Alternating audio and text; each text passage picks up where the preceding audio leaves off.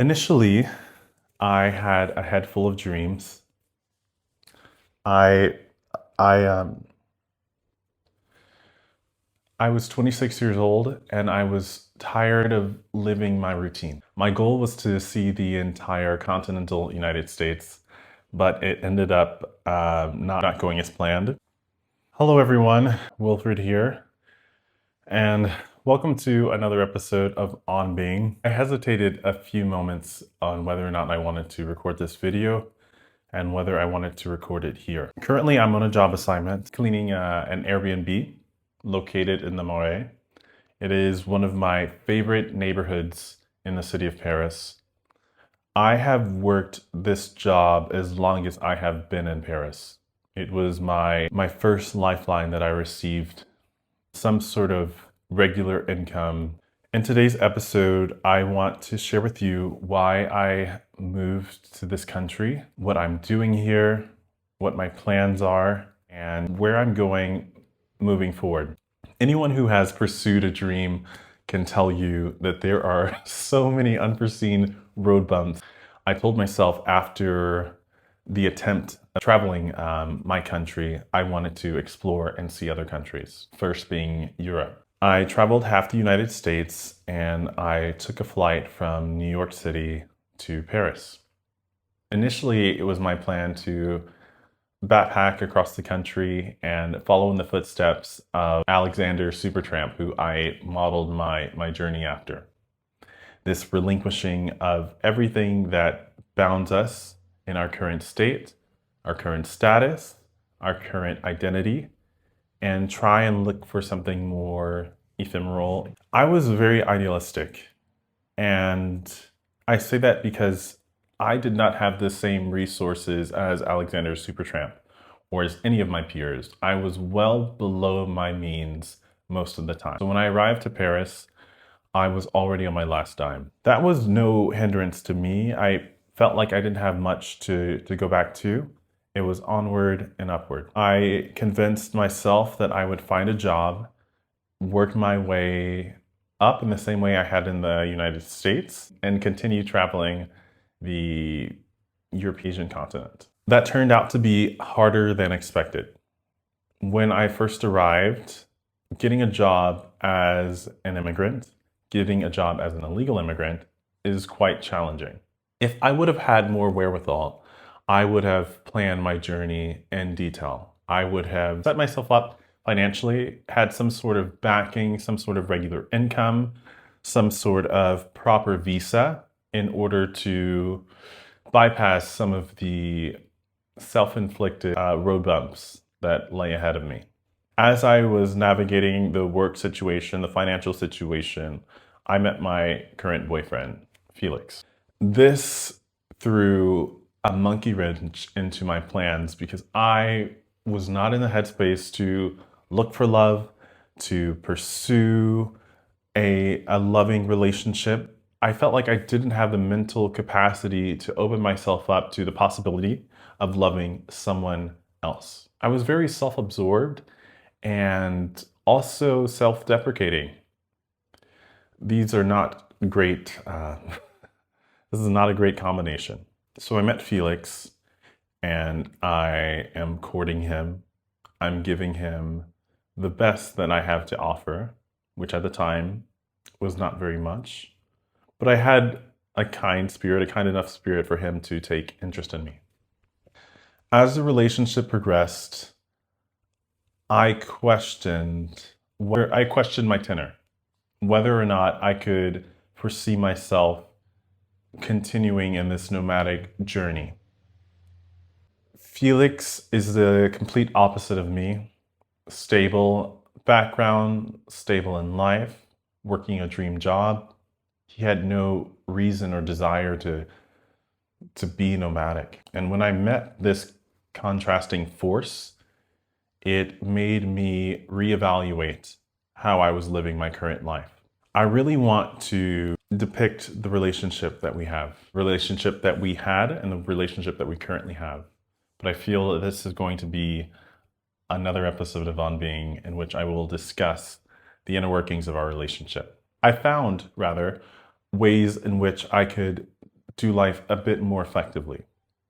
I started, because I was in his company, looking more into the law, more into how I can regularize my situation. We came to the conclusion that we would get a PAX, which is a civil union, a joining of two parties that would grant one party, the illegal party, in my case me, access to ability to work. This process has been extremely tedious, gathering documents from my home country, translating them for the French government, and Felix has been so gracious with his time and efforts. Our relationship has developed so much over the past 2 years, and proving that growth, proving that reality to an entity whose job is to question the validity of relationships is challenging. I know it is a matter of time before I am able to regularize my situation, prove my relationship with Felix, and obtain a visa in which I can live and properly work in this country. If you would have asked me a few years ago, would I have settled in France? I would have said no. There is so much that I want to see and explore. But as I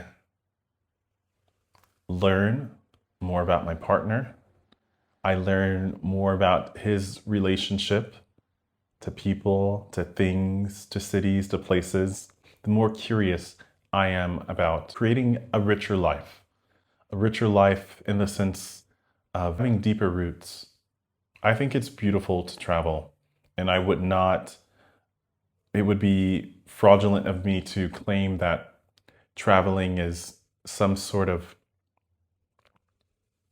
activity, pastime, or luxury. I did my traveling experience on little money to prove that it is possible to live and see the world with few resources. That was important for me. And now, what's important to me is taking care of those that I love, taking care of myself, investing in myself, and pursuing my passions, my creative passions. This was something that when I was in survival mode was lost on me. So, on the topic of survival mode, I got a job as a maid, an apartment cleaner, an Airbnb cleaner early on in my tenure in France. And I thought it was going to be temporary and give me enough resources to continue traveling. But because I was in a relationship, I was using a lot of these resources exploring with a partner, exploring the city with a partner, having new experiences and connections with someone who I was growing to love, fell in love with. Being illegal sucks. I know that because I am gathering my documents, I have a leg to stand on.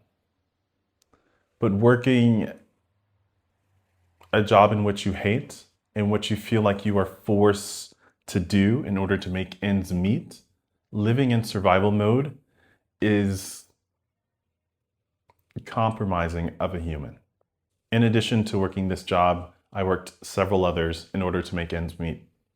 And it was only recently, being in connection with Felix, being around his friends, having different conversations, that I started to see what a full life would look like. A life in which you are investing in your passion, your interest, your hobbies, your friends. And it made me ask myself, where and when did I give up on my dream? It was never just traveling for me. It was traveling with a purpose, traveling, documenting, absorbing the culture of a place, and creating work that represented my interpretation of what I saw. Some sort of diary eliciting the many feelings and interactions that I had during my stay. When I was just living day by day, I didn't see an end goal. I didn't have an end goal. I just wanted to make enough money to eat and go out with my partner. And that was enough. It became not enough when the gnawing of something inside of me started becoming too loud. I started disliking and resenting going to a place that I hated. Even now I'm using chemicals in this place, inhaling these chemicals as I'm cleaning a place for someone else. I'm very grateful to have a job, to be able to work, to be able to support myself, and to be able to talk to you and follow my dreams. But how is just as important as what? And how I'm doing that is starting to shift the more that I realize what is possible for myself in my life. I felt a necessity to do the work that I was doing. And I felt that my reward, my external validation, my fuel to keep going was a sympathy and reassurance that I received from my partner. The moment that stopped, the moment I felt like he didn't fully grasp the breadth of which I was investing my efforts into a path I felt like I had to do, was the moment I knew I needed to reevaluate my currency. If you are in a situation in which you are pursuing an end goal, but the end does not justify the means in which you're getting there, it may be time to reevaluate what you're doing and why you're doing. These psychological and analytical thoughts are new to me. When I was living day by day in survival mode, I didn't have time to think about what, why, how, and who I was doing. I was just going. I was just in go mode. But the more I spent time with my partner and spent time with the way in which he lives his life, the pace in which he lives his life, the more I realized how disconnected I was from my own body. And this realization comes with time, with life experience, with being separated from the collective consciousness, these moments of separation in which you're able to fully see who you are in a moment, what you're doing. These moments are scary, but they're painful. But I am so grateful that I was able to take note of how I was living, realize that it was not coherent with the person that I wanted to be, and start making adjustments. One of the adjustments that I'm making now is regularizing my situation in France. I don't know how long Felix and I will be here. He loves the city, and as long as he loves the city, and as long as we love each other, then we want to continue building a life that is compatible with each other, whether that be in France or elsewhere.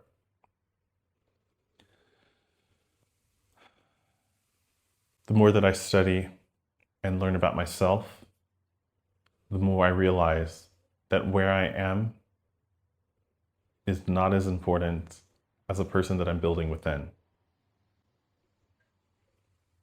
Just now I was walking down the street and the sights of the sky were changing right before me, from gray to blue to pinkish to gray again.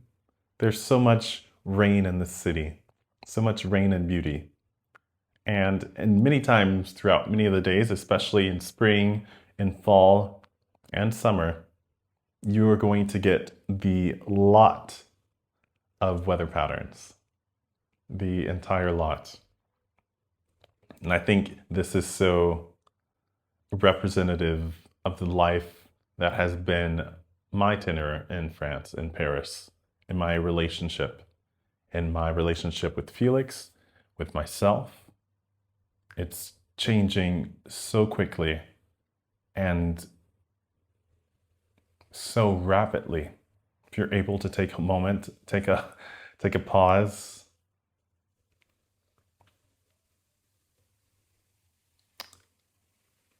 it's well worth your time to do so. I have so much on the agenda today. After the stop here, I am immediately going to another Airbnb clean. I'm doing these works knowing that it's temporary. There will be an end to it. And I can see the end is getting closer for me working here. Jobs like this are are great. When you're finding yourself and finding things out, it's like you're earning your weight. And maybe that's not necessary for everyone. Maybe you're born into the right place, the right time, with the right mind, and you're able to navigate life in the most effective and seamless way possible. But for those of us who are like me, who need a little extra help, a little extra experience in order to fully grasp what's happening around you, it's like you take these experiences with a grain of salt. Yes, I know I'm in an uncomfortable situation right now in which I'm working a job I don't want to be in, but I'm taking what I can from this situation. I am prioritizing those I love, and I'm being shown what could be. The possibility. Walking into this apartment using borrowed keys in order to clean, it sucks, but I can see myself one day walking into an apartment like this, thinking to myself, I used to clean places like this, you know? I used to scrub the floors, wash the toilets. So it's earning your keep, earning your stripes. You do it in the military, you do it in life. I'm grateful for that. I'm grateful for you watching. And I can't wait to show you so much more in the future, in the coming days. Thank you for sticking with me. And if you'd like to subscribe to this channel, I'm going to be posting daily content just like this one with my On Being series. I appreciate you so much. I can't wait to see you next time.